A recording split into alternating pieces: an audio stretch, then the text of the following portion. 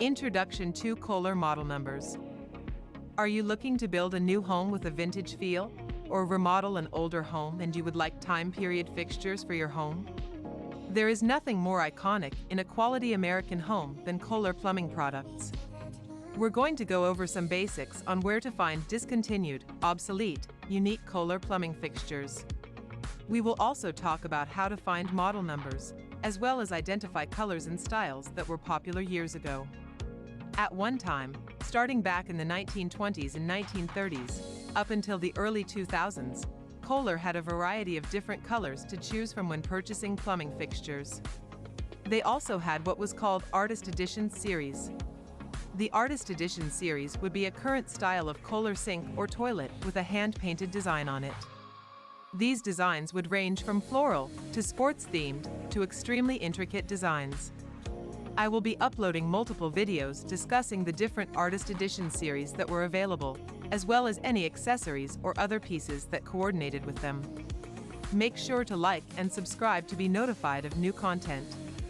Also, in the comments section below, if you have anything to add, please let me know what is missing and cite any sources. If you're looking to purchase similar Kohler products, there's also a link in the comments section to an Etsy shop which specializes in these products. So let's look at how you would identify a sink. If you have the original Kohler box, the first number, usually followed by AK, will be the actual model number of your product. With sinks, followed after the model number, will be a number indicating if this sink has faucet hole drilling on it, and if so, what the spacing will be. For example, if you are looking at a portrait sink, which is a very popular style of sink, the first number is going to be 2189. That indicates this is a portrait drop-in sink, as that is the model number for that style sink. Followed by the model number and a dash, will be the faucet hole spacing. If it has a single hole, which would accommodate a faucet that only requires one hole, there will be a -1. If it is a 4-inch center set faucet drilling, there will be a -4. An 8-inch center set widespread faucet, that is a faucet that is 3 separate parts, will have a -8 after the model number.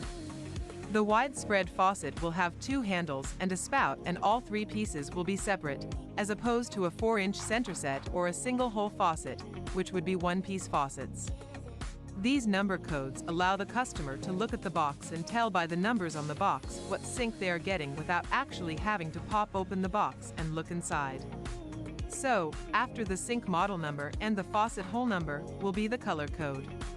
Currently, Kohler does not have that many color codes, so in the current market, if you were to order directly from them today, you would only have a few choices depending on what model you were ordering.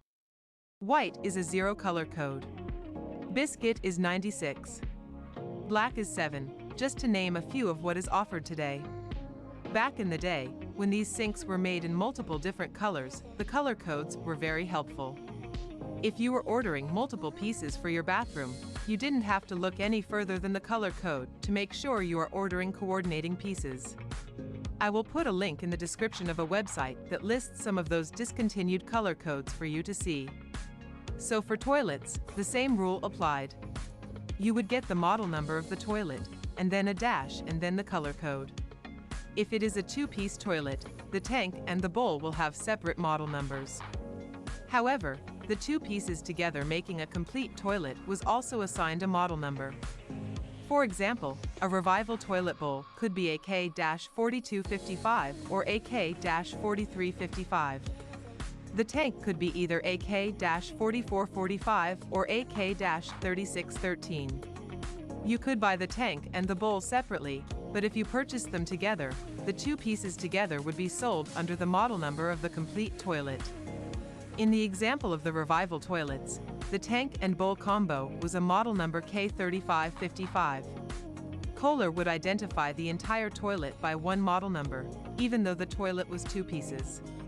If you needed to purchase the bowl or the tank separately, there are separate model numbers for each of those.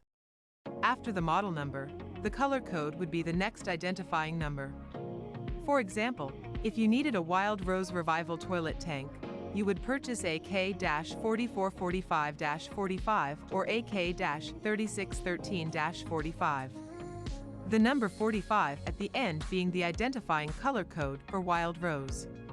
These color codes were never embossed on the sinks, the bowls, or the tanks, but once in a while, there would be a factory ink stamp on the fixture with the color code in an inconspicuous place. Over time, the ink stamps would wear off.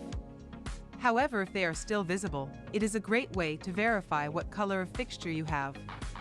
Other than having the original box the item came in, or seeing the ink stamp on the fixture itself, the only other way to identify a color would be to have an official color chip. I have a small collection of Kohler color chips, and I'll show you some examples. Another way to identify the color if you don't have a color chip would be to order a single tile in that color. Kohler made tile themselves, and they also partnered with Daltile, with Daltile making the colors to match Kohler's. There are a few colors that are very close in hue, and with my experience I can almost look at them and tell exactly what they are without an official chip to verify. An example of very close colors would be the colors Timberline and Teal. Timberline is a 97 color code, and Teal is a 17 color code. These colors are very similar, and at times hard to tell apart, especially in pictures.